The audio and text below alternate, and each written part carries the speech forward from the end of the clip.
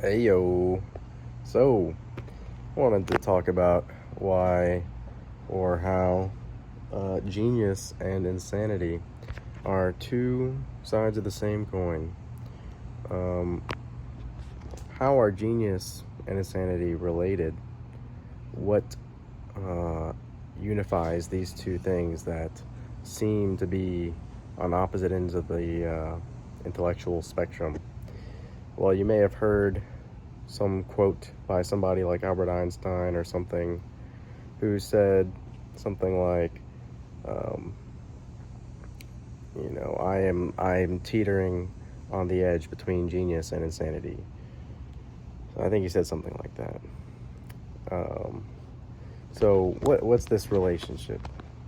Um, Genius and insanity require one central thing that uh, that unifies them, and that is the questioning of fundamental aspects of our reality. What makes a genius is someone who is able to question everything with new levels of scrutiny, to question the most basic, fundamental knowledges um, within society, within thinking, within theory, within science. Both geniuses and the insane um, question the fundamental fundamental structures of our society and of our psychology and of basic operation. They question the principles of operation um, at a basic and fundamental level. This quality is really the definition of genius. I mean, you could say definition of genius is being able to hold multiple paradoxes within one's perception at a given time. Um, the amount of paradoxes one can hold.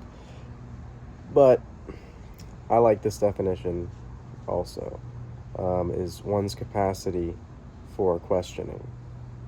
Simply, the ability to question or to remain in the state of questioning or wondering.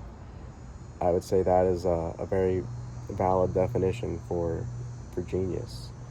This state of questioning is actually the highest form of wisdom. As soon as you think you know something, you've actually created a boundary, a limitation, because this is the mechanism by which knowledge is experienced subjectively, and the mechanism by which knowledge and experience is propagated in general is by creating limitations, creating arbitrary limitations, conceptual limitations within the infinite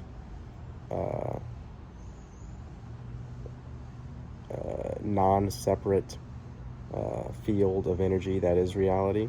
We dice it up, we slice it up into these arbitrary conceptual barriers and separations between concepts. And this is the mechanism that knowledge and experience propagates itself. And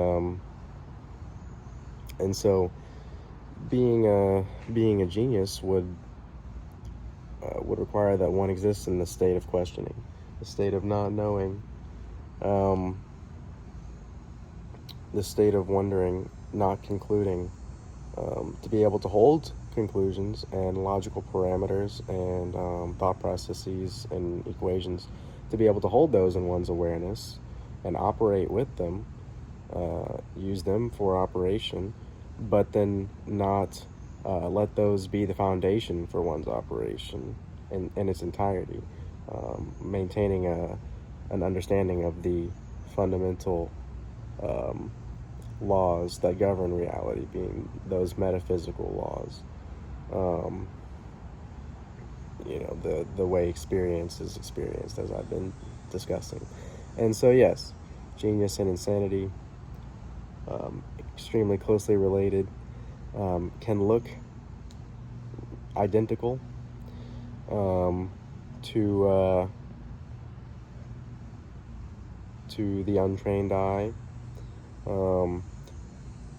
And in another way that this still makes sense, but just in a different way, is you see somebody smiling and laughing happily out in public. Oftentimes, that person would be thought of as insane or on drugs or crazy, just for looking happy and being happy in public. If they were to be by themselves and smiling and laughing, right?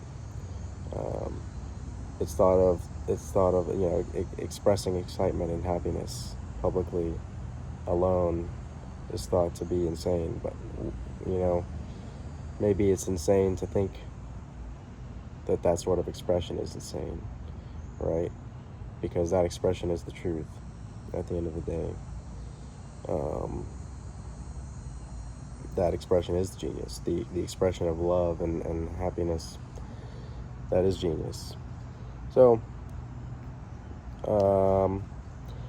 yeah, I think that's it. Thanks for listening. Leave ideas, comments, like,